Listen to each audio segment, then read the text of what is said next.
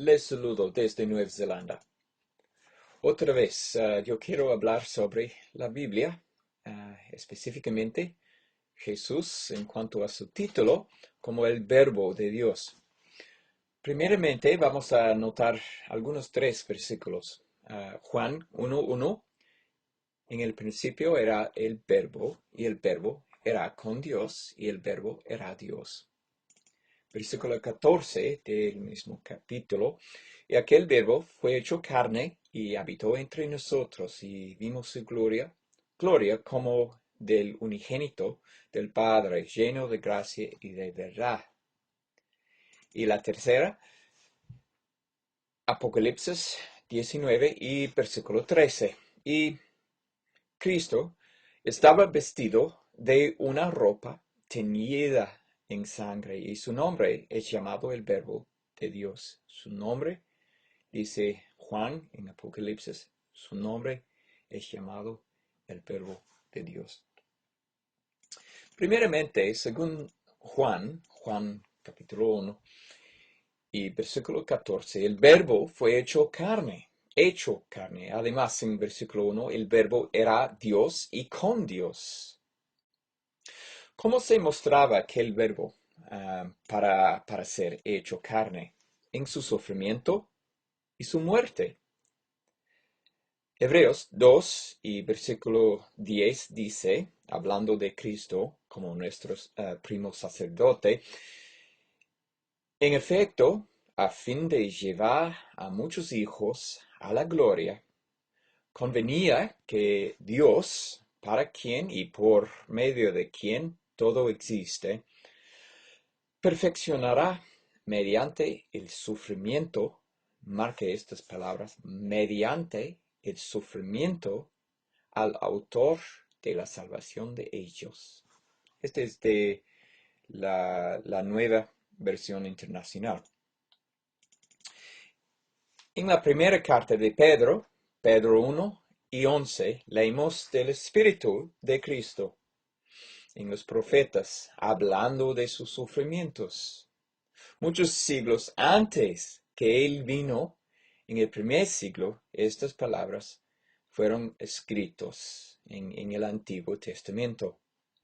Aquel fue, en este contexto, el Verbo, o sea, el Espíritu de Cristo, como dice Pedro.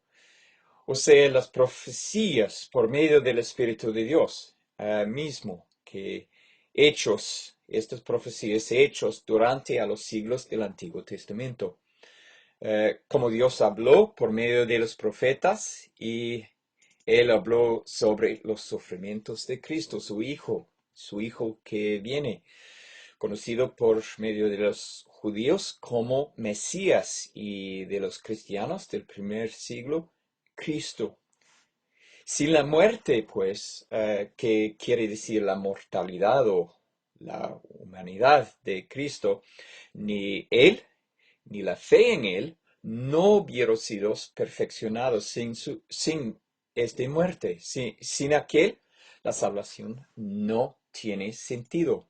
Jesús, el Hijo de Dios, Él fue el unigénito por ser declarado así por medio de Dios, o a pesar de que Adán literalmente, él fue el primer hombre hecho por Dios, o sea, literalmente el unigénito. Dos veces en el Antiguo Testamento, dos profetas, encontramos la misma palabra, unigénito. Amos 8 y versículo 10, entonces. Y tornaré vuestras fiestas en lloro, y todos vuestros cantares en endechas. Y haré poner saco sobre todos lomos, y peladura sobre toda cabeza. Y tornaréla como en llanto de unigénito, y su postremería como día amargo. Zacarías 12 y versículo 10. Palabras muy, muy lindas sobre la venida de Cristo. Y derramaré sobre la casa de David y sobre los moradores de Jerusalén el espíritu de gracia y de oración. Mirarán a mí, a quien traspasaron, y harán llanto sobre él, como llanto sobre unigénito, afligiéndose sobre él, como quien se aflige sobre primogénito. Ambos versículos entonces hablan de Mesías como sacrificio. Además, ese es un muerte prometido, o sea, profetizado siglos antes que su nacimiento históricamente. También leemos de Jesús como un ungido. Mientras que él habló con los maestros de la ley en el templo, él, Jesús, dijo, el Espíritu del Señor es sobre mí, por cuanto me ha ungido para dar buenas nuevas a los pobres.